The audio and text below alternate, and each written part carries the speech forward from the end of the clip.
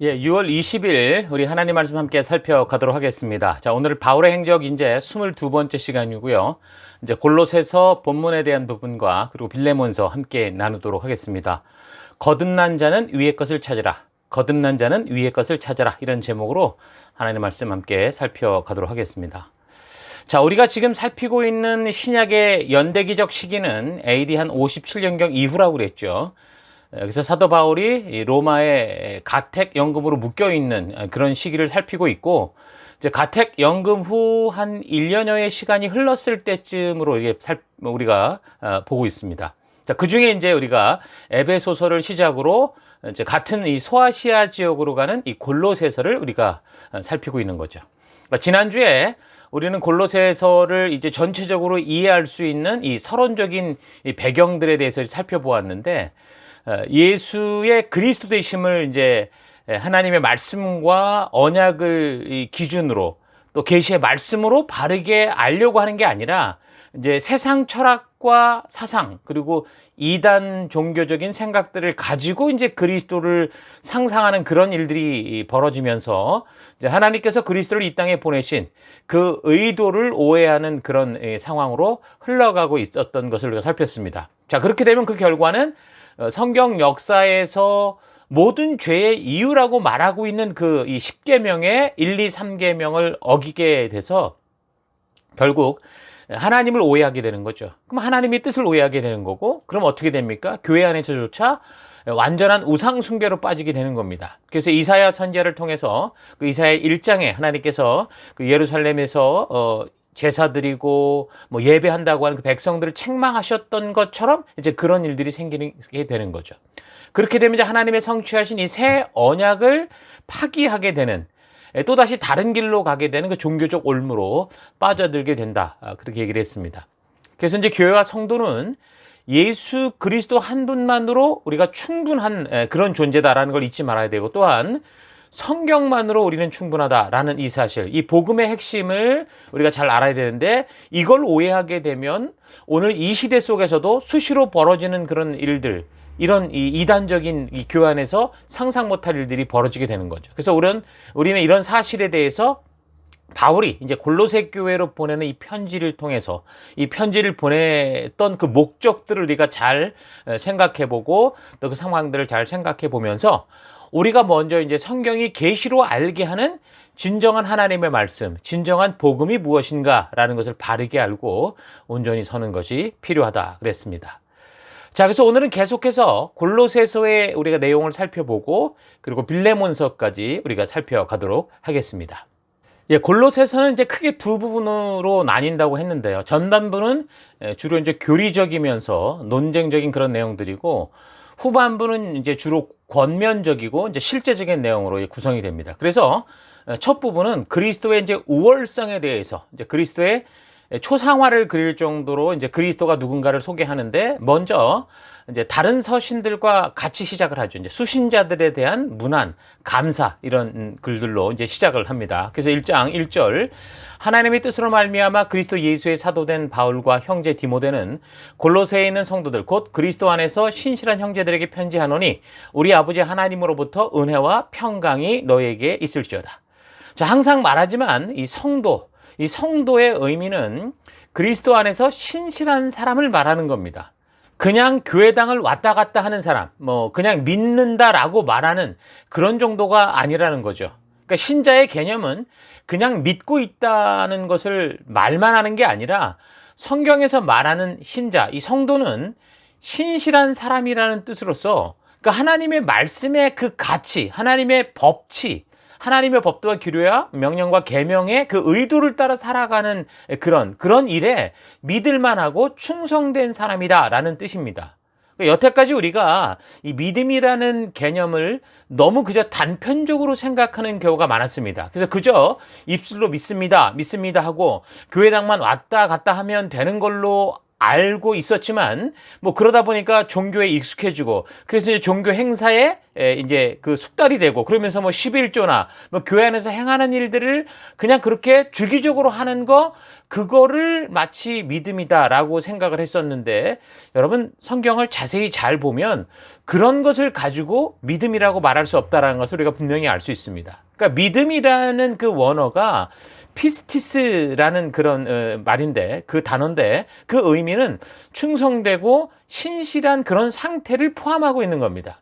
그래서 참된 믿음은 단지 어떤 교리에 대한 어떤 수동적인 동의, 알고 있는 것에 머물러 있는 상태가 아니라 그 아는 것, 깨닫게 된 것으로 인해서 자신의 목숨을 걸기까지 그 가치를 따라 행동할 수 있는 그 순종의 모습, 그게 바로 성경이 말해주고 있는 믿음의 모습인 거죠.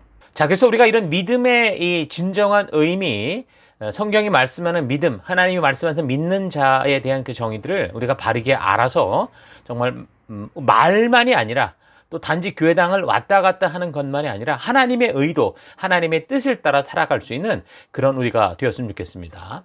자, 그래서 바울은 이렇게 믿음의 인사를 나누고 에바브라를 통해서 들었던 믿음의 소식으로 인해 골로새 교회 이제 성도들의 그 믿음의 소식으로 인해서 먼저 감사의 말을 합니다. 자, 그러면서 에바브라부터 들었던 이 소식을 전해 들은 후에 이제 바울의 기도가 더 간절해지기 시작했는데 그 핵심은 뭐였냐면 바로 골로새 교인들이 하나님의 뜻을 바르게 알아가기를 원하는 것이었습니다.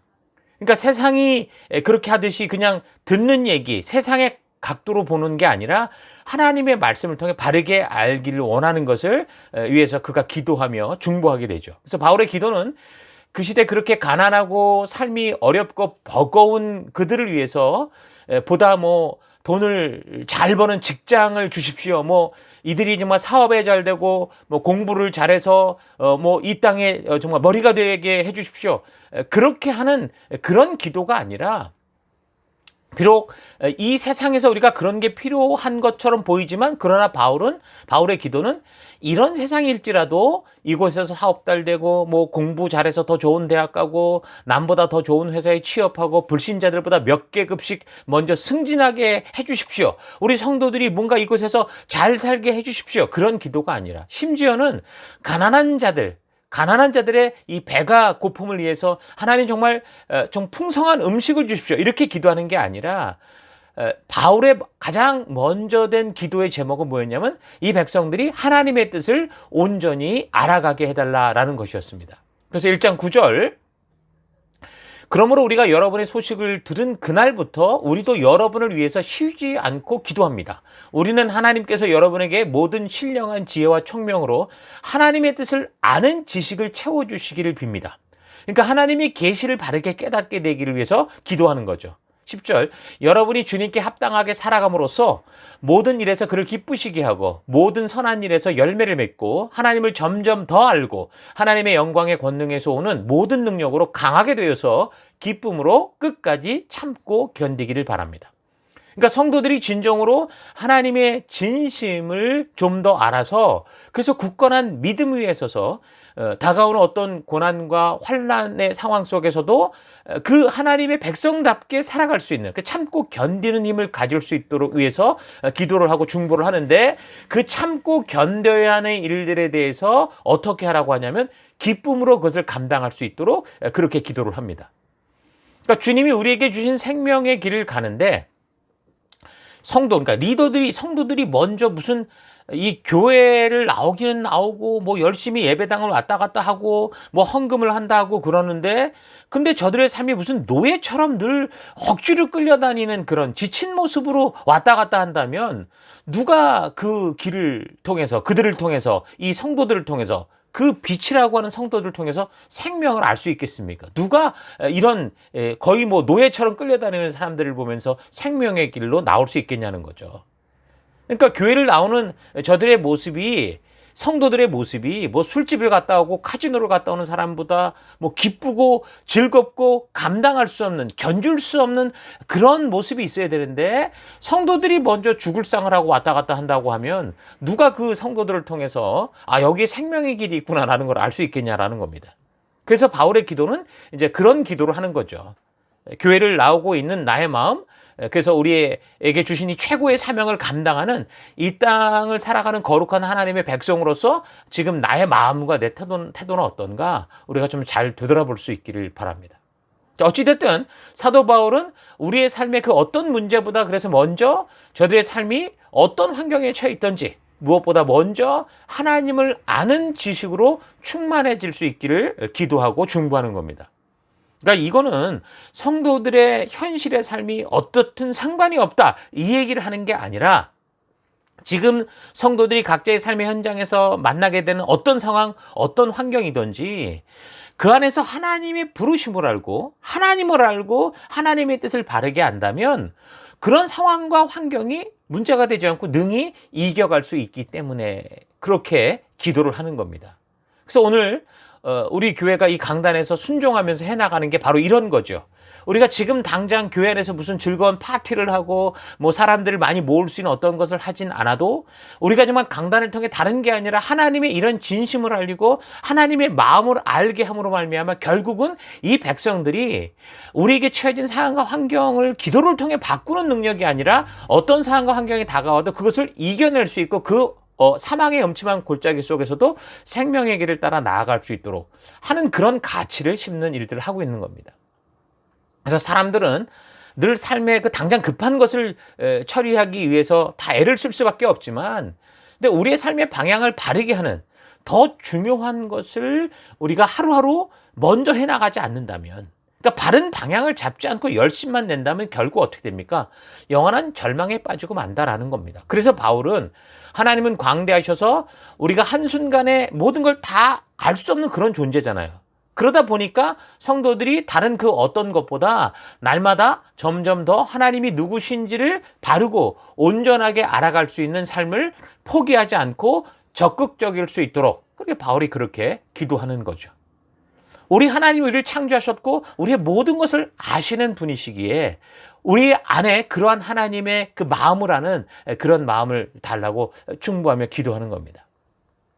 삶의 급한 것에만 몰두할 수밖에 없는 게 우리네 인생인데 급한 것을 빨리 치워버리는 매일의 삶을 살다가 지쳐가는 그런 삶이 아니라 무엇보다 삶의 중요한 것 오늘 내가 이 하루 눈을 뜨고 주어진 삶의 현장에 나아가야 되는 그 의미 있는 것 하나님이 나를 부르신 그 일들을 먼저 할 수 있는 그런 성도들이 될 수 있도록 그렇게 지금 기도를 하는 겁니다. 영적인 삶이 바로 그런 겁니다. 정말 영원한 삶을 바르게 살 수 있는 그런 일부터 우리의 삶의 우선순위가 그래서 되어야 된다라는 거죠.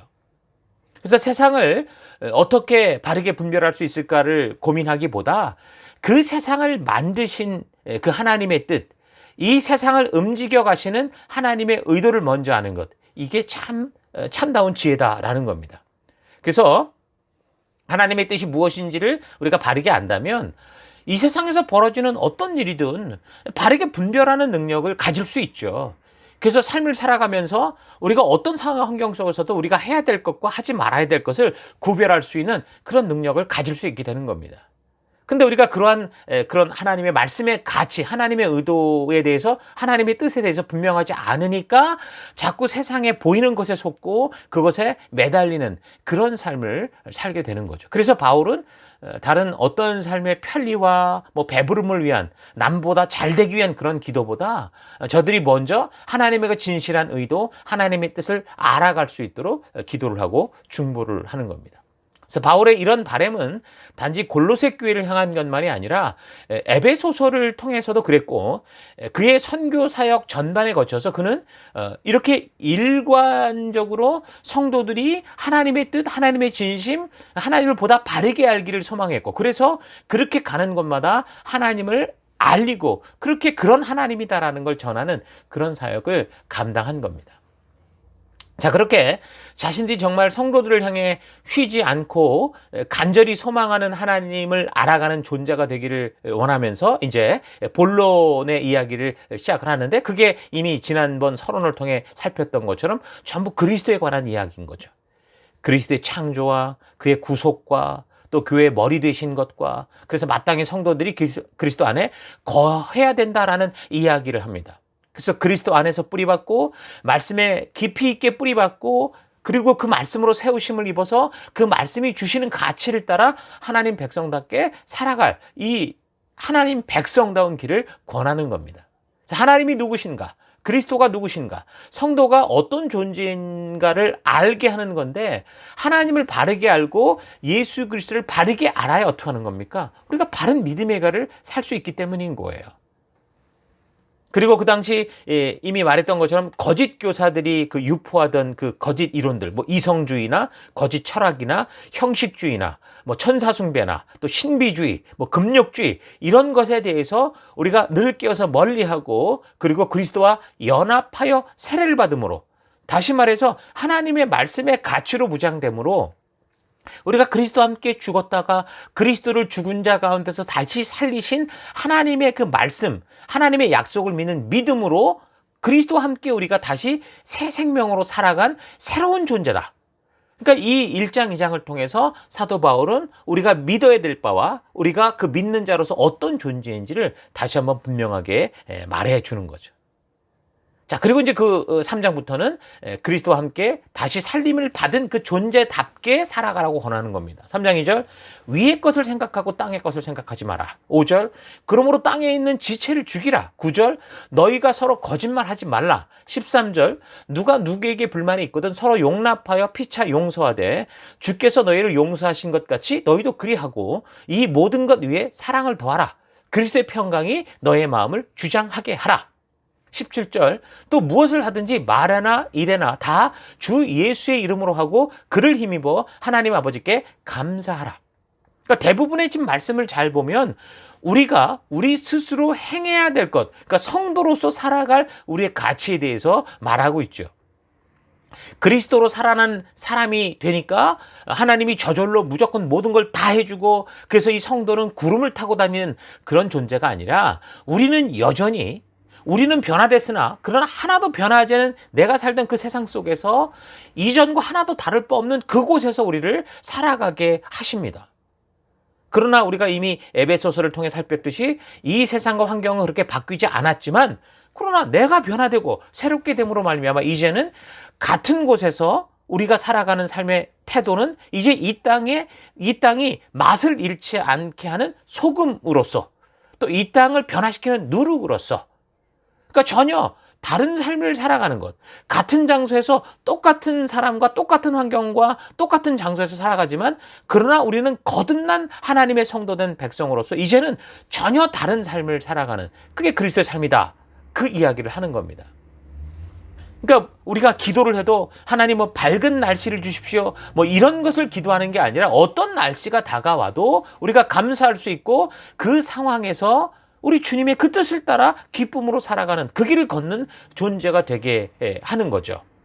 그래서 우리가 성도로서 기도할 때 1등만 되게 해달라고 기도하는 게 아니라, 정직하지 못한 1등보다 정직한 2등이 되는 것을 두려워하지 않고 기꺼이 말씀을 따르는 삶을 살아가는 그런 존재가 될 수 있도록 우리가 기도하고 그런 순종의 길을 걸어야 되는 겁니다. 그런 정체성에 대해서 지금 사도 바울이 얘기를 해주는 거죠.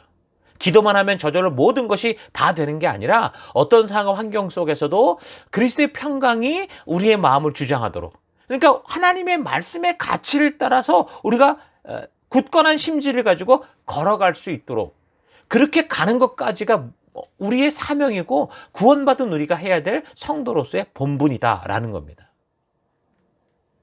여러분, 기도하면 사람이 변하고 남편이 변하고 그러는 게 아닙니다. 그러니까 지금 3장 같은 경우 그렇게 우리가 기도로 남편을 변화시킬 수 없으니까 뭐라고 말합니까? 남편에게 복종하라, 그렇게 말합니다. 또한 기도한다고 아내가 변하는 게 아니기 때문에, 그래서 남편들에게는 아내를 사랑하고 괴롭게 하지 말라, 그들을 섬겨라, 그리스도가 교회를 사랑하신 것처럼 너희가 그를 품어라, 그렇게 얘기를 하는 겁니다. 왜 이런 얘기를 합니까? 그러니까 가정의 평화는 기도함으로 오는 게 아니라 말씀대로 순종함으로 오는 것이기 때문인 거죠. 그러니까 부부 서로가 자신의 감정과 느낌이 아니라 피차 하나님의 말씀을 기준 삼고, 좀 다투고 어려운 그런 상황이 된다고 해도 하나님 말씀대로 우리가 의지적으로 그 가치를 따라 자신을 깎고 순종하며 나아가는, 그것이 그리스도의 삶이다. 그것이 행복한 삶의 기준이요, 그 삶을 통해 온 사회가 행복할 수 있다라는 얘기를 하는 거죠. 그러니까 교회를 언급하는 그 에베소서에서나 지금 그리스도를 언급하는 이 골로새서에서나 지금 바울은 가정을 통해서 그 가정 속에 남편과 아내, 자녀들의 삶을 통해서 우리가 어떤 하나님 백성다운 삶을 살아야 되는지를 이야기해 주고 있습니다. 가정은 가장 중요한 하나님의 사람들이 태어나고 자라가고 성장하며 그 안에서 다시 하나님의 마음을 담은 그런 사람이 될 수 있는 그런 곳이기 때문이죠. 그래서 이 가정이 온전할 때 그것이 사회의 기초가 되는 것이고, 그런 가정이 하나님을 신뢰하고 하나님을 섬기는 가정이 늘어나서 그런 사회가 이루어질 때 그 사회가 믿음의 사회가 되어가는 겁니다. 그래서 가정이라는 것은 바로 하나님 나라의 기초가 되기 때문에 지금 다른 어떤 얘기가 아니라, 수많은 세상의 이야기가 있지만 다른 얘기가 아니라 바로 가정을 통해서 우리에게 얘기를 해주는 거죠. 그 당시 고대 이 로마법이 말하는 가정 규칙 안에서는 그 시대 그 문화가 가지고 있었던 가정의 그런 어떤 규칙 안에서는 온전한 하나님의 형상을 가진 이 모델을 보기가 힘들었습니다. 가장이 모든 것을 소유하고 모든 것을 자기 마음대로 남자가 하는 그런 시기였기 때문에, 그래서 바울은 지금 그런 세속의 전형적인 모습을 보여주는 그 시대를 주름잡고 있는 로마의 이 전통 가족 규칙, 그러니까 이미 하나님의 법을 떠난 그 사회 규칙을 뒤집어서 지금 하나님 나라에 대한 얘기를 하고 있는 거죠. 하나님의 법도는요, 남성 우월주의가 아니라 여성 평등, 한 사람의 그 인권이 존중받는, 이것이 바로 하나님의 법도의 핵심적 가치라 그랬습니다. 그래서 일반적으로 고대의 그런 사회 문화 속의 교훈에서는 이 아내를, 여자를 뭐 어떻게 다스려야 되는가, 심지어 무슨 집안의 어떤 재산인 것처럼 그렇게 얘기를 하곤 하는데, 지금 바울은 그 대신에 아내를 어떻게 사랑해야 되는가라는 얘기를 강조하면서 어느 한쪽에서 행하는 일방적인 복종이 아니라 피차 서로 사랑하고 피차 복종하는 삶에 대해서 이야기를 하는 거죠. 그래서 인간의 인권에 대해서, 평등과 책임 있는 자유에 대해서 말하고 있는 겁니다. 그래서 가정에서 남편과 아내가 이런 하나님의 이 인권과 평등과 책임 있는 자유에 대해서 순종하며 이 가정이 점점 사회를 이룬다면 그 사회는 어떤 사회가 되겠습니까? 하나님 나라가 되는 거죠.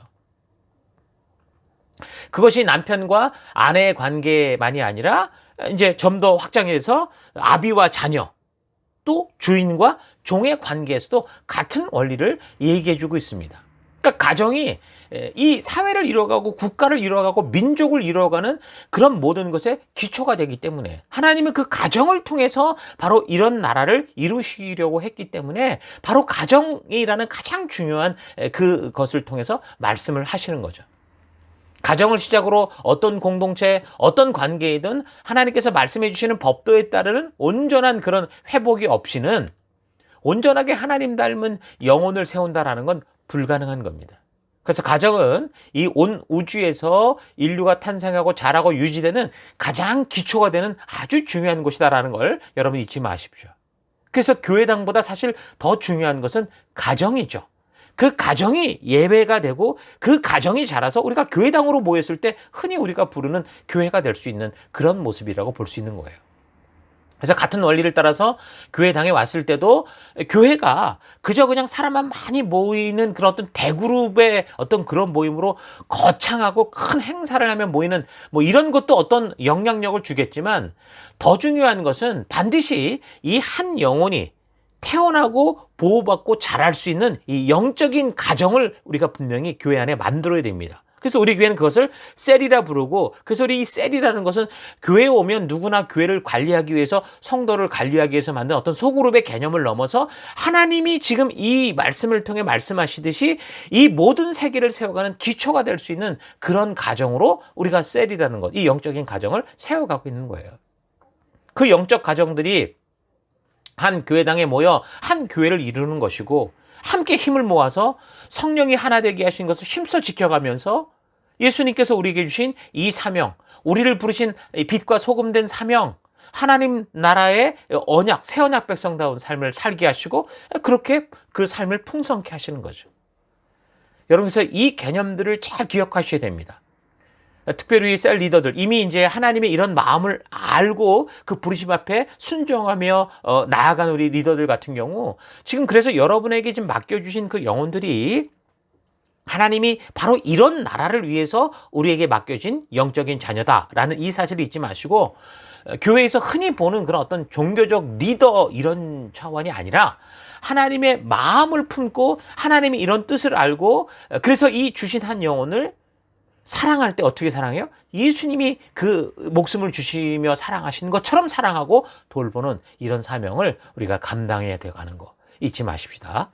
자, 그래서 사도 바울은 4장을 통해서 기도의 삶에 힘쓰기를 당부하면서 감옥에 있는 자기를 위해 중보할 때도 뭐 어떻게 중보 부탁을 하냐면, 뭐 빨리 풀려날 수 있도록 기도해달라, 그래서 속히 내가 뭐 전도할 수 있게 해달라, 이렇게 기도하는 게 아니라 지금 자기가 처한 그 환경, 그 상황, 그곳에서 이 하나님의 비밀인 그리스도에 대해서, 이 교회에 대해서, 하나님 나라에 대해서 마땅히 해야 할 말을 담대히 할 수 있도록 해달라, 그렇게 기도 부탁을 합니다. 그러니까 보다 편리한 삶을 추구하며 살기보다 어떤 상황 환경 속에서도 자기가 성도로서 부름받은 그 본분, 바른 이 사명자, 증인된 이 바른 삶을 살 수 있도록 기도 부탁을 하는 거죠. 이게 바로 우리 서로가 기도해주고 부탁해야 될, 함께 기도해야 될 제목인 거죠. 내가 원하는 대로 세상을 바꾸기 위해서 기도하는 게 아니라 사도 바울이 4장 3절에서 부탁하듯이 우리에게 주신 사명을 일구어가기 위해 복음을 전할 수 있는 더 많은 기회의 문을 열어달라고. 그래서 내게 주어진, 내가 보낼받은 삶의 현장이 어떤 현장이든 내가 그곳에서 이 복음을 전하는 증인이요, 또 그 안에서 참된 빛과 소금된 이 삶에 있어서 막히지 않고 하나님 담대할 수 있도록 해달라. 그렇게 이제 기도를 하는 겁니다. 그래서 그는 지금 감옥에 갇혀 있는데도 그의 기도는 여기서 나를 빨리 나가게 해주십시오, 그런 기도가 아니었다라는 거죠. 또한 수만 명을 수용할 수 있는 큰 교회당을 달라고 그렇게 기도하지도 않았습니다. 그는 감옥에 갇혀 있었으면서도 이 복음의 소식을 자유롭고 충분하게 막힘없이 담대하게 말할 수 있도록 기도해달라, 이런 부탁을 하는 거죠. 그러니까 주님의 뜻이 이 땅에서도 이루어질 수 있는, 예수님께서 우리에게 가르쳐 주신 그 기도가 이 땅에서 자기를 통해, 우리를 통해 이루어질 수 있는 그런 순종을 위한 그런 기도를 하는 겁니다. 여러분, 교회를 위해 기도하는 거 정말 중요하고 감사한데, 또 이 땅과 열방에서 기도하는 거 정말 중요한데, 그것보다 교회를 통해 주신 사명 앞에, 이 증인으로 부르신 이 사명 앞에 우리가 하나 돼서 힘써 우리에게 주신 이 생명들을 세우고 살리는 일에 동참하는 거, 여러분, 이게 진정한 참된 건강한 신앙이다라는 거 여러분 잊지 마시고, 이런 기도, 또 이런 결단이 있기를 바랍니다. 기도하겠습니다 라고 말하는 이런 것이 거룩하고 바른 신앙이 아니라 주의 말씀대로 행하는 그 삶의 현장 속에서 비록 우리가 서로 다투고 뭐 상처를 받고 아플 수 있어도, 그러나 우리가 끝까지 주의 사랑 안에서 서로를 포기하지 않고 하나 되며 우리가 함께 부르신 길을 가기 위해 함께 눈물을 흘리는 거, 그 길을 기꺼이 걸어가는 거, 이게 진정으로 건강한 신앙이다라는 거죠. 그 3장 12절, 그러므로 너희는 하나님이 택하사 거룩하고 사랑받는 자처럼 긍휼과 자비와 겸손과 온유와 오래 참음을 옷 입고, 누가 누구에게 불만이 있거든 서로 용납하여 피차 용서하되 주께서 너희를 용서하신 것 같이 너희도 그리하고 이 모든 것 위에 사랑을 더하라. 이는 온전하게 매는 띠니라. 그러니까 늘 자기는 분주하다고 핑계대는 그런 삶 속에 숨어들어서 정말 서로 함께 부딪히며 사랑할 수 있는 이 현장이, 그러니까 하나님의 백성으로 함께 걸어갈 현장이 없이 그냥 멀찍이 떨어져서 기도로만 뭐 신앙생활을 한다라는 건, 이건 분명히 성경이 말씀하는, 성경을 통해 우리에게 말씀하는 하나님의 의도를 여러분 잘못 알고 있는 겁니다. 기도는 하나님이 보내시고 부르신 그 현장을 떳떳하게 외면하기 위해서 사용하는 수단이 아니에요. 우리를 예수 그리스도 생명으로 불러서 함께 하게 한 그런 삶에 우리가 순종하고 함께 그곳에서 부딪히고 서로 책임지고 사랑을 배워야 되는 그곳에 있지 않고 늘 기도하고 있습니다 하면서 뒤로 빠지는 것은, 이건 정말 제가 볼 때 한국 교회의 어떤 잘못된 교육의 결과라고 생각을 합니다. 하나님을 인격적으로 알지 못하고 거의 미신적인 습관에 따라 지성이면 감천이다. 이런 그런 방법으로 기도만 하면 무슨 마술봉을 휘두르는 것처럼 사람이든 환경이든 날씨든 사비든 공부든 자기 마음대로 조정이 된다고 교회들이 그동안 기도에 대해서 뭔가 잘못 가르쳐 왔고 잘못 우리가 배운 결과라는 거죠. 오래 기도하고 뭐 꾸준히 기도하고 떼써서 기도하고 뭐 돈을 가져다 바치면서 기도하고 그래서 하나님이 설득당할 때까지 기도하고 하나님 보좌를 뒤흔들어 놔야 응답받는다라는 식으로 가르쳐 놓으니까 응답을 받지 못하는 이유는 거꾸로 어떻게 되는 겁니까? 내 정성이 부족하고 치성이 부족하고 꾸준히 기도하지 못하고 계속해서 하나님을 귀찮게 하지 못해서 그렇다라고 이상하게 생각을 하게 되는 거죠. 여러분 절대 그렇지 않습니다. 기도가 없어서 뭐 교회와 사회가 썩어가는 게 아니라 하나님이 지금 분명히 우리에게 그 하나님 나라의 법도를 주시고 순종하며 나아갈 수 있도록 가라 명하시는 그 순종할 현장을 늘 모른 척하고 자신의 분주한 삶을 핑계로 외면하기 때문에 썩어가고 있는 거예요. 내가 가서 그곳에서 함께 어울리며 함께 주님의 뜻을 향해 나아가야 되는데 거기에 가지 않고 기도로 그것을 바꿀 수 있다라고 생각하기 때문에 지금 문제라는 겁니다.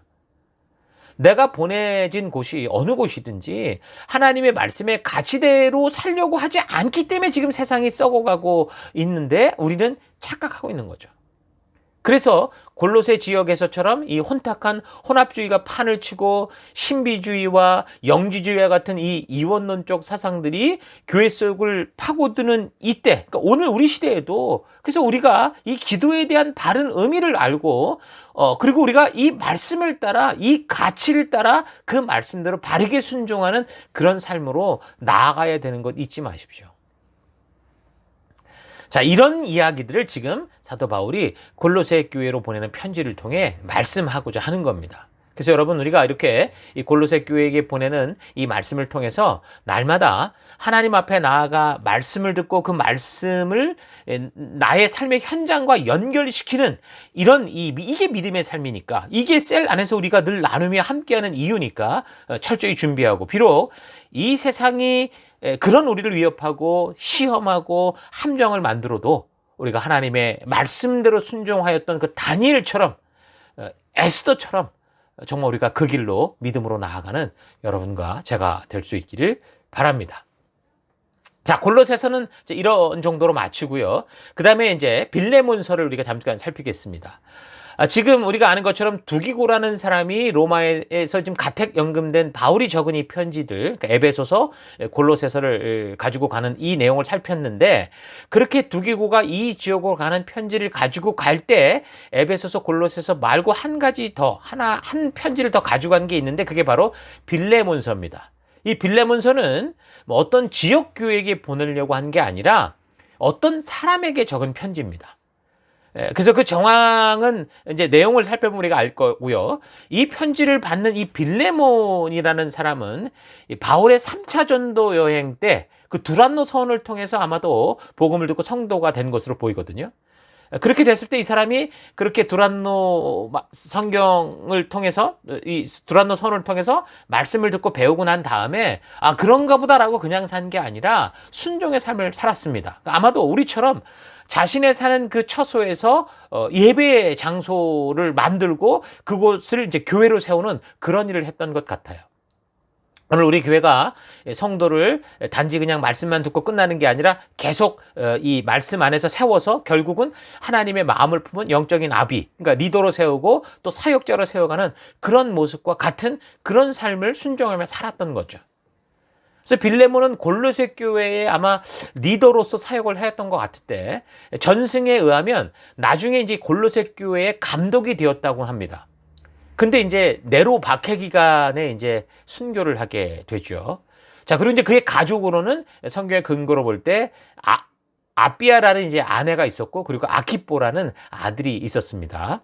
자, 그래서 이 빌레몬서 전체를 보면 일단 성경에 뭐 한 권이라고 말하기에도 좀 어색한 그 짤막한 한 장짜리 25절짜리 한 장의 서신입니다.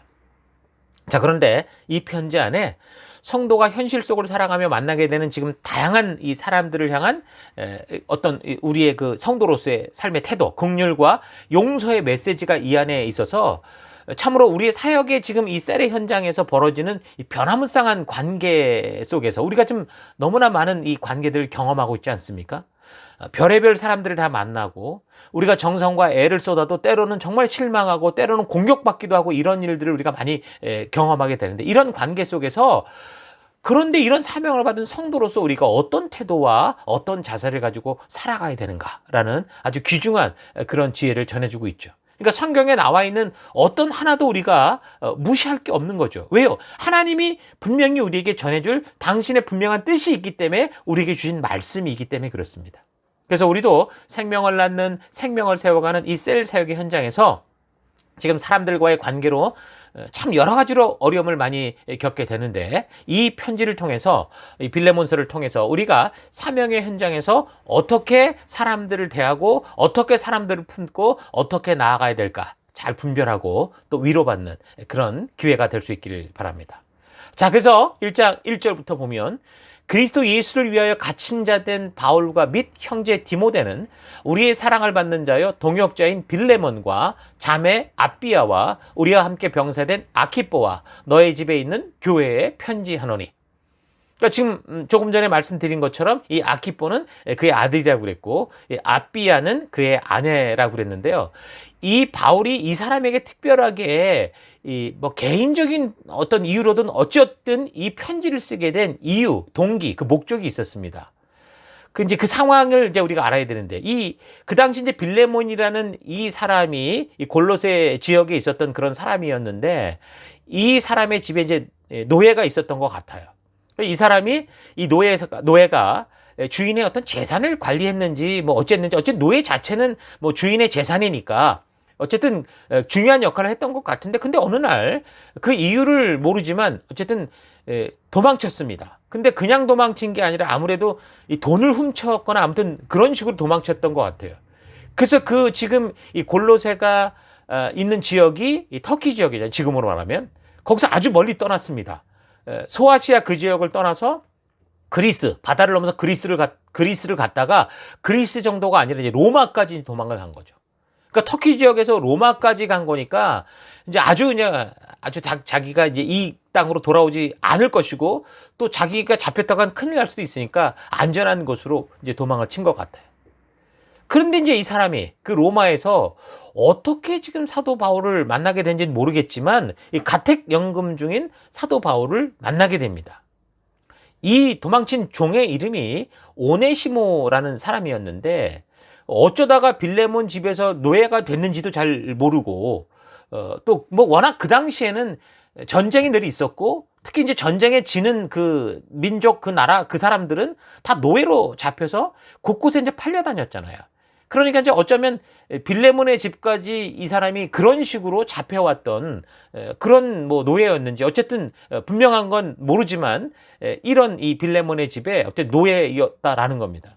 그렇게 그 노예였었는데 신임을 받다가 아니면 신임 받았는지 안 받는지 확실히 몰라도 어쨌든 이 빌레몬의 어떤 재산에 어떤 흠을 내고 멀리 도망쳐서 로마까지 왔는데 이제 어떻게 바울이 가택연금된 그곳에서 바울의 복음을 듣게 된 거죠. 그래서 그가 거기서 복음을 듣고 예수를 믿고 완전히 거듭난 사람이 되는 겁니다. 그리고 아마도 바울을 잘 섬겼던 것 같아요. 그래서 바울이 같이 있으면서 이 사람이 참 부르심을 따라 온전히 순종할 수 있는 그런 어떤 리더의 자질, 어떤 복음 전도자의 그런 자질을 봤던 것 같아요. 그래서 아마도 그런 양육을 통해서 이 오네시모가 말씀을 듣고 이제 가책을 받아서 이제 주인인 그 이제 도망쳐왔던 그 빌레몬에게 용서를 구하려는 그런 마음이 있었던 것 같아요. 근데 이제 문제는 뭐였냐면 이런 도망친 노예를 돌려보내면 이런 도망친 노예가 잡히면 그 당시 사회적 법률로 볼 때 주인이 뭐 십자가에 못 박아 죽여버릴 위험이 있었다라는 거죠. 그러니까 주인이 자기의 재산과 마찬가지인 노예가 도망친 것을 잡으면 죽일 수도 있었어요. 어떤 해를 가할 수도 있었고 죽일 수도 있었다라는 겁니다. 그래서 원래 십자가형이라는 게 그래서 예수님을 죽이려고 만든 특별한 그런 어떤 이 벌칙이 아니라 그런 어떤 그 제도가 아니라 이미 그 훨씬 오래 전부터 있었던 그런 사형 방법인데 대체로 이제 이런 십자가 처형은 어떤 본보기를 위해서 그렇게 한 거죠. 그러니까 노예가 주인에게 대들거나 아니면 도망갔을 때 잡혔을 경우 그 도망간 이 사람의 이 발을 못에 박아버리는 거고 일하기 싫어서 도망갔으니까 그 손에 못을 박아서 사거리 그 길거리 같은 데다 세워놓고 이런 노예 처지에 있는 사람들이 그런 걸 보고 위협을 받을 수 있죠. 위협용으로 보여주는 그런 아주 끔찍한 처형 제도였던 거죠. 금방 죽지도 않고 끝까지 괴롭하다가 죽는 거니까. 그러니까 이 오네시모가 그 은혜를 받고 새 사람이 됐다고 해도 정직하게 그래서 이제 주인에게 가서 용서를 구하려고는 하지만 근데 혹시 빌레몬이 바울의 부탁을 받고 오네시모를 용서한다고 해도 그 당시 도망친 노예가 어디서 잡히든 간에 그 노예는 그 주인에게 보낼 수 있도록 그런 서로의 사회적인 그런 약속들이 있었기 때문에 이 오네시모가 도망친 노예였다라는 사실을 아는 동네 사람들이 이걸 그냥 내버려둬서는 안 된다. 이건 본보기를 보여야 된다. 그런 상황이 될 수도 있는 거죠. 그러니까 사실 이 용서를 받기 원하는 오네시모나 또 이 오네시모를 그렇게 용서받을 수 있도록 보내려는 바울 같은 경우 이건 참 정말 아주 굳건한 결단이 아니고서는 그 죽음을 각오한 결단이 아니고서는 안 되는 그런 믿음의 행동이라고 볼 수 있습니다. 그러니까 바울이 이 오네시모에게 그런 마음이 있는 오네시모에게 가서 네 주인에게 정말 용서를 받으라. 물론 내가 최선을 다해서 너를 용서할 수 있도록 그렇게 편지를 쓰겠다 하면서 그렇게 이제 보내게 된 거죠. 그래서 이제 써진 편지가 빌레몬서라는 겁니다. 자, 그래서 에베소와 골로새 가는 이 편지를 가져가는 이 두기고라는 사람에게 이 오네시모를 함께 보내게 되는 겁니다. 그래서 이 빌레몬의 교회는 이 골로새 지방에 있었다고 그랬죠. 그래서 두기고가 골로새 교회에 편지를 전하고 아마도 오네시모를 데리고 빌레몬 집으로 갔던 것으로 보이죠. 어쨌든 결론적으로는 이 짧은 편지 한 장이 이 빌레몬의 마음에 종이었던 오네시모를 용서하는 그런 마음을 가지게 합니다. 자, 이런 걸 볼 때, 그러니까 복음을 듣고 잘못된 인생을 말씀대로 바르게 세우고자 했던 이 바울이나 또한 그 말씀대로 바로 서기 위해서 어쩌면 비참하게 죽을 수도 있는 그 용서의 길을 어쨌든 죽으면 죽으리라는 각오로 간 이 오네시모 이런 모습을 보면서 오늘 우리도 우리의 삶 속에서 얼마나 사실 이런 식으로 이 말씀대로 살기 위해서 이런 대가를 치르려는 삶을 살고 있는가 좀 깊이 되돌아볼 필요가 있겠죠. 늘 쉽고 편한 지름길을 찾고 불편하면 대충 모른 척하고 적당히 거짓말하면서도 아무렇지 않게 살아가는 지금 우리네 이 시대의 풍토들 속에서 우리가 이 빌레몬서를 읽으면서 오늘 우리가 그리스도인으로서 예수 그리스도의 증인으로서 빛과 소금으로서 어떤 삶을 살아야 되는지 우리가 좀 깊이 좀 생각해 볼 수 있기를 바랍니다. 빌레몬서는 아주 짧은 한 장의 편지였지만 불법과 쉬운 길이 판을 치는 이 세상에서 우리가 어떤 자세로 성도로서의 삶을 살아갈 수 있는가, 어떤 자세로 말씀대로 어떻게 순종해야 되는가라는 그런 순종의 이 대가를 치르는 그런 삶이 믿음의 삶이다라는 것을 보여주는 굉장히 강력한 내용을 가지고 있는 거죠.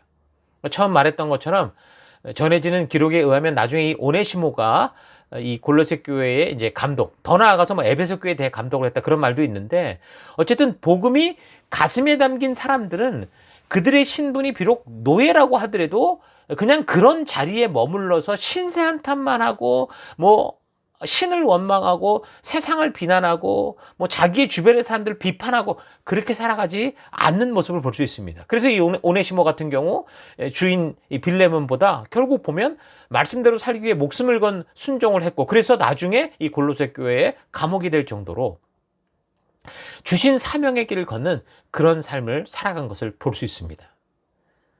또한 이 빌레몬서가 짧은 내용이지만 굉장히 역사 속에서 중요한 역할을 하는데 1800년이 넘는 이제 이런 세월이 흐른 아주 먼 훗날에 미국의 그 제16대 대통령이었던 에브라함 링컨이 노예 해방 운동에 관련해서 심각하게 고민하는 나날을 보내던 중에 어느 날 이 빌레몬서를 묵상하게 됐다고 그러죠. 그래서 그걸 읽다가 온전한 그 하나님의 뜻을 알게 되는 겁니다. 그러니까 만약에 이 노예제도가 잘못된 게 아니라고 사람들이 주장하는 것처럼 그렇다고 한다면 이 세상에는 잘못된 게 하나도 없는 거다. 다시 말해서 이 노예제도는 분명히 하나님의 뜻과 온전히 합당하지 않은 거다라는 걸 확실하게 알게 되면서 이 노예 해방 운동에 더욱더 열심을 다했다라는 그런 얘기가 있습니다. 그래서 링컨으로부터 미국에서 노예가 사라지면서 지구상의 이제 지구상 역사에 노예라는 개념이 없어지기 시작하는 거죠. 그저 한 장도 채 되지 않는 이 조그마한 이 바울의 편지, 빌레몬서가 그 이후 1800여 년이 흐른 후에 미국이라는 나라의 역사를 바꿔놓는 그런 일을 하게 된 겁니다. 물론 그 전에도 영국에서도 윌리엄 윌버포스라는 이 하나님을 경외함으로 말미암아 그 하나님의 말씀의 가치대로 자신의 삶을 순종하고 또 그 사회 속에 이 말씀대로 적용하려고 했던 그 사람의 노력으로 어떻게 됩니까? 1772년 노예 제도가 또 폐지가 되는 거죠. 그래서 하나님의 말씀을 품은 사람들이 말씀대로 살기 위해 값비싼 대가를 치를 때 진정으로 하나님이 우리에게 축복하신 그 은혜들을 우리가 다 함께 누릴 수 있게 되는 것이고 그렇게 하나님의 나라가 오늘 우리에게까지 임하게 된 겁니다. 모으고 쌓기만 하는 그런 나를 위한 그런 삶이 아니라 여러분 물처럼 그릇에 차게 내면 흘러 넘쳐 가잖아요. 그러니까 흘려보내는 그런 삶. 공부해서 내 배불리 하는 삶이 아니라 남 주는 삶. 돈 벌어서 내 창고 많이 쌓는 삶이 아니라 남 주는 그런 삶. 나눌 수 있는 삶. 말씀의 가치를 따라 진정한 성도로서의 삶을 살아가는 그런 우리가 될 수 있기를 바랍니다. 하나님이 지금 그런 삶을 위해 어쩌면 이 짧은 이 하나님의 이 말씀, 이 빌레몬서를 통해서 우리에게 말씀하고 계시는 거죠. 그래서 바울은 에베소서나 골로새서에서 종은 상전에게 순종하기를 그리스도에게 하듯 하라 이런 말을 하기는 하는데요. 근데 이거는요, 이 노예 제도 자체를 인정하고자 하는 그런 말은 아니다라는 걸 여러분 잘 알아야 됩니다. 빌레몬서를 보면 우리가 또 확실히 알 수 있는 거죠. 1장 16절. 이후로는 종과 같이 대하지 아니하고 종 이상으로 곧 사랑받는 형제로 둘 자라. 지금 이 오네시모에 대해서 지금 바울이 전하는 얘기입니다. 나에게 특별히 그러하거든 하물며 육신과 주 안에서 상관된 너에게 그렇지 않겠냐 이 얘기를 하는 거죠. 그러니까 바울은 그 당시 짐승보다 못한 노예라고 보고 있는 그 사회 풍토 속에서 그 노예였던 이 오네시모를 뭐라고 말합니까? 주 안에서 사랑받는 형제다. 형제로 둘 자다라고 분명히 얘기를 하죠.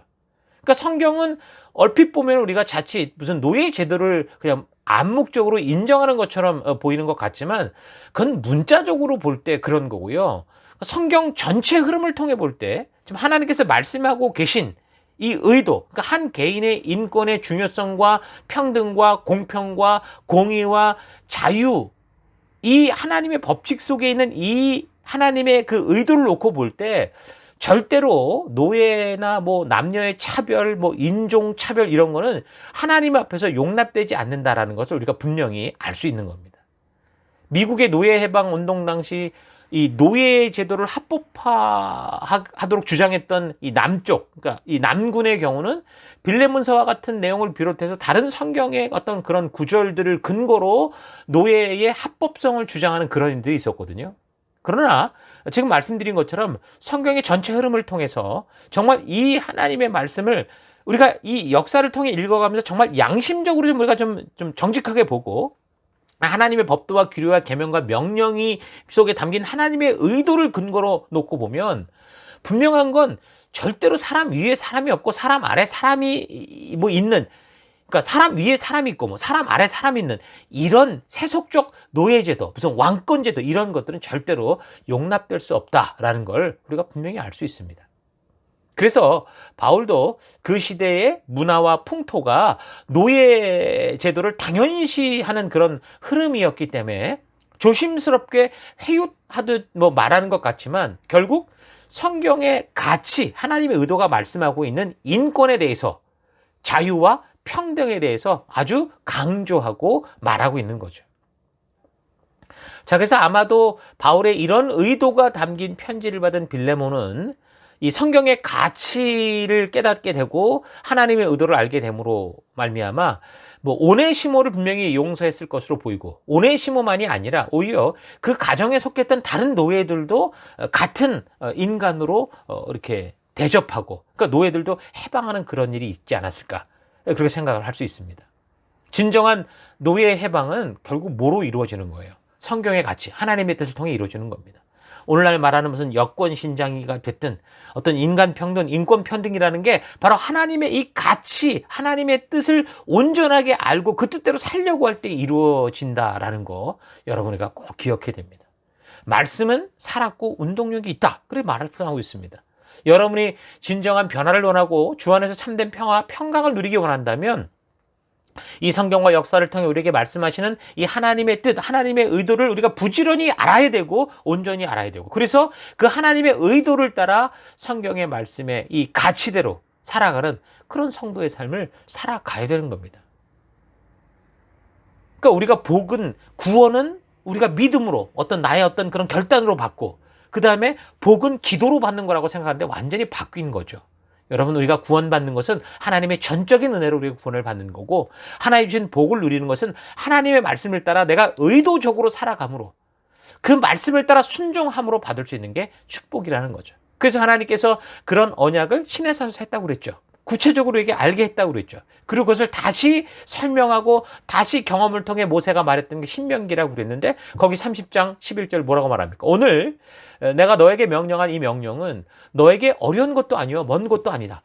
하늘에 있는 것이 아니라 너에게 이르기를, 누가 우리를 위하여 하늘에 올라가 그의 명령을 우리에게로 가지고 와서 우리에게 들려 행하게 하려 할 것이 아니요, 이것이 바다 밖에 있는 것이 아니니 너가 이르기를, 누가 우리를 위하여 바다를 건너가서 그의 명령을 우리에게로 가지고 와서 우리에게 들려 행하게 하려 할 것도 아니라, 오직 그 말씀이 너에게 매우 가까워서 너의 입에 있으며 너의 마음에 있은즉 네가 이를 행할 수 있느니라. 그러니까 여러분에게 처한 어떤 상황과 환경이든 우리가 하나님의 말씀을 읽고 듣고 묵상하고 함께 나누는 일을 못하게 할 수 있는, 그거는 없다라는 거죠. 우리가 아무리 어리석은 것 같아도 우리가 말씀 속에서 귀를 조금만 기울이고 하나님의 말씀, 강단에 선포되는 말씀을 듣는다면 하나님의 뜻이 무엇인지 우리는 분명히 듣고 이해할 수 있다라고 말씀하고 있는 겁니다. 그러니까 차분히 되돌아보면 사실 단지 자기 안에 불순종의 마음들이 계속 있기 때문에 하나님의 음성이 들려옴에도 불구하고, 분명한 하나님의 뜻이 들리는데도 불구하고 자꾸 핑계를 대고 자꾸 자신을 이 하나님의 그 뜻은 어렵다라는 식으로 속이고 있는 것을 우리가 분명히 볼 수 있을 겁니다. 여러분, 우리의 육체는 3, 4분 정도만 산소를 공급받지 못하면 어떻게 됩니까? 뇌사 상태에 빠집니다. 그래서 사람은 항상 이 공기를 마셔야 살 수 있는 것처럼 우리의 영혼 또한 우리가 순간마다 하나님의 말씀을 먹고 마셔야, 매일 그것을 먹고 마셔야, 말씀으로 호흡할 수 있어야 우리의 영혼이 온전하게 깨어 있을 수 있는 겁니다. 아니면 영적인 뇌사 상태에 빠져서 세상의 문화와 세상의 불법과 세상의 죄악들을 분별 없이 쫓아가는 그런 인생이 되는 거예요. 자기의 욕심에 빠진 상태로 성경을 보면 무슨 동성애자들이 옳다고 얘기하고 소수인권이 어쩌다고 말하면서 이상한 소리들을 하게 될 수밖에 없다라는 거죠. 여러분, 우리의 삶의 많은 문제들, 관계의 문제, 가정의 문제, 사업과 직업과 학업의 문제들을 해결하는 답은 여러분 세상의 지혜가 아니라 의외로 한 가지, 한 군데인데, 그게 뭡니까? 바로 하나님의 말씀에 있는 겁니다. 이 말씀 안에 생명이 있고, 말씀 안에 참된 영생의 길이 있고, 이 말씀 안에 이 시대를 살아갈 지혜와 우리가 온전한 영생의 길을 갈 수 있는 그 축복의 길이 있다라는 거죠. 그래서 이 말씀을 우리가 온전히 알게 될 때 우리가 어떤 상황과 환경을 만나도 우리가 취할 수 있는 것, 그리고 그렇지 않을 것, 우리가 추구해야 되는 것, 그렇지 않을 것, 우리가 say no 해야 될 것과 say yes 해야 될 이것들 우리가 분명히 알 수 있는 거죠. 이 가치가 바로 말씀에 있기 때문에 이 말씀을 우리가 바르게 안다면 이 세상에 그 어떤 것들을 만나도 우리는 우리가 나아갈 바를 알게 되는 겁니다.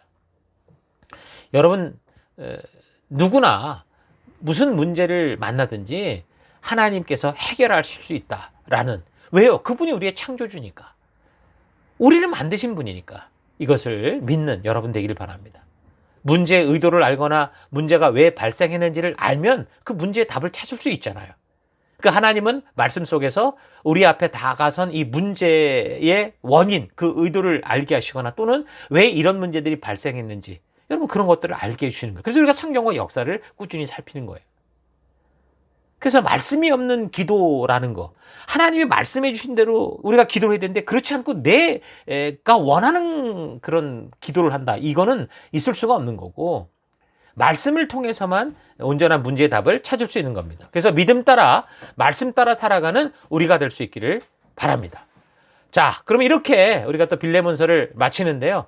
오늘 나눈 이 말씀을 근거로 본문을 여러분 읽어가시면서 충분히 하나님의 뜻을 만날 수 있을 것이라 믿습니다. 한 주간 골로새서와 빌레몬서를 통해 하나님께서 우리에게 말씀하시는 이 귀한 음성을 듣고 만날 수 있는 여러분 될 수 있기를 주의 이름으로 축원합니다. 다음 주 계속해서 우리 빌립보서 함께 살펴가도록 하겠습니다. 우리 다 같이 오늘 들은 말씀을 생각하시면서 잠시 묵상하시겠습니다. 묵상하십니다.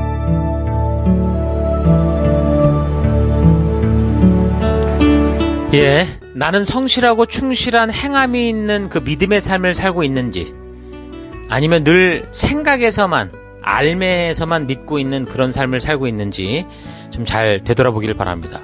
교회 공동체는 분명히 신분적으로 거룩하게 구별된 존재들이 모여 있지만 그런 모여있는 우리 성도들의 실력은 사실 너무나 형편없는 존재의 모습으로 우리가 모여있기 때문에 늘 부딪히고 이끌어주고 우리가 함께 손을 잡고 그렇게 자라가고 성숙해 가는 것입니다. 근데 혹시 나는 그런 순종의 현장, 누군가의 부딪힘으로 인해서 내가 성장하도록 나를 깎아가는 그런 일들로 인해서 오히려 이것을 포기하고 또 다투고 분내고 싸우고만 있진 않았는가 좀 잘 생각해 볼 수 있기를 바랍니다. 교회 안에선 다툼이 있을 수 있습니다. 다만 그것은 우리가 거룩해가는 과정이라는 걸 잊지 말아야 되는 거죠. 거룩한 백성으로 거듭나서 위의 것, 하나님의 말씀대로 사는 삶을 살아야 되는 게 우리인데 여전히 이 세상이 살아가는 나 중심의 습관에 머물러 있진 않은가. 또 내가 바뀌어야 되고 내가 먼저 겸손해야 되는데 나를 고집하고 나를 계속 주장하고 그렇게 살고 있지는 않은가 좀 생각해 보시기 바랍니다. 그리스도의 백성답게 주 안에서 새롭게 태어난 존재답게 우리는 하늘의 것, 위의 것, 그러니까 말씀의 가치를 따라 완전히 나의 생각과 삶을 바꾸어내는 그런 우리가 되어야 됩니다. 그래서 기도도 하나님 내 뜻대로는 모든 것이 안 됩니다. 하나님 뜻대로 살겠습니다라는 항복이어야 되는 거죠. 그런 고백이어야 되는 겁니다. 그래서 하늘의 뜻이 이 땅에서도 이루어지도록 하는 그런 믿음의 고백이요 순종의 시작점이 기도가 되어야 되는 거죠. 주변의 사람들을 따라가는 게 아니라 말씀의 가치를 따라 생각하는 것, 행해가는 것, 순종하는 것, 그게 바로 참된 믿음의 삶입니다. 오네시모를 노예에서 해방하면서 더불어 자기 재산이 없어지고 손해를 보는 거 아니에요. 그런데도 집안의 모든 노예들을 주의 말씀의 가치를 따라 해방시키고 그래서 정말 이 믿음의 가치를 따라 살아간 이 빌레몬과 같이 나는 과연 내가 믿는 믿음을 따라 살기 위해서 이 말씀 따라 살기 위해서 기꺼이 대가를 치르며 살고 있는지 좀 잘 되돌아보고 그래서 나를 따라오려거든 네 것을 다 팔아서 가난한 자들에게 주고 나를 따르라 했던 그 예수님의 온전한 그 의도 하나님의 온전한 마음을 우리가 알고 그 부르심을 따라가는 여러분과 제가 될 수 있기를 바랍니다. 그런 증인된 삶, 생명을 낳는 그런 생명을 세워가는 그런 삶으로 나아가는 여러분이 될 수 있기를 바랍니다. 그래서 오늘 들은 말씀을 가지고 잠시 기도하기 원하는 것은 하나님 성경의 이론만을 따라 생각하고 있는 믿음을 넘어서 그 말씀이 주는 가치를 따라 기꺼이 내 삶 속에서 대가를 지불하며 믿음의 길을 걷는 내가 되기 원합니다. 결단하며 기도하시기 바라고요. 또 하나님 하나 되고 품고 스스로 깎아 한 몸이 되라고 주신 이 말씀을 잘 기억하면서 내 섬김의 현장에서 더더욱 우리에게 준 지체들을 사랑으로 품고 기쁨으로 믿음의 길에서 저들의 디딤돌이 되는 그런 내가 되기 원합니다. 기도하시고요. 영원토록 변치 않는 우리 하나님이 누구신지 그리스도가 누구신지를 바르게 알아서 내 생각대로의 믿음이 아니라 말씀대로의 믿음의 길을 걷는 내가 되기 원합니다. 우리 이 말씀을 생각하시면서 잠시 묵상하며 기도하십시다. 기도하겠습니다. 넘어서 그 말씀이 주는 가치를 따라 기꺼이 내 삶의 현장 곳곳에서 대가를 지불하며 믿음의 길, 말씀의 길을 걷는 내가 되기 원합니다. 하나 되고 품고 스스로를 깎아 한 몸 되라고 하신 이 주의 말씀을 기억하면서 내 섬김의 현장에서 내 삶의 곳곳에서 더더욱 내게 맡겨주신 지체들을 사랑으로 품고 기쁨으로 믿음의 길에서 저들의 디딤돌이 되는 삶 살기 원합니다. 영원토록 변치 않은 우리 하나님이 누구신지, 그리스도가 누구신지를 바르게 알아서 내 생각대로의 믿음이 아니라 말씀대로의 믿음의 길을 걷기 원합니다. 거듭난 백성으로서 세상을 흉내내며 세상을 따라가는 인생이 아니라 하늘의 뜻을 따라 주의 말씀의 가치를 따라 완전히 변화된 하나님 새 언약 백성다운 그런 삶을 살아가는 내가 되기 원합니다. 하나님, 이 한 주간도 보냄을 받은 내 삶의 터 곳곳에서 그런 믿음의 삶, 믿음의 길 걷기를 간절히 바라옵고 예수님 이름으로 기도했습니다. 아멘.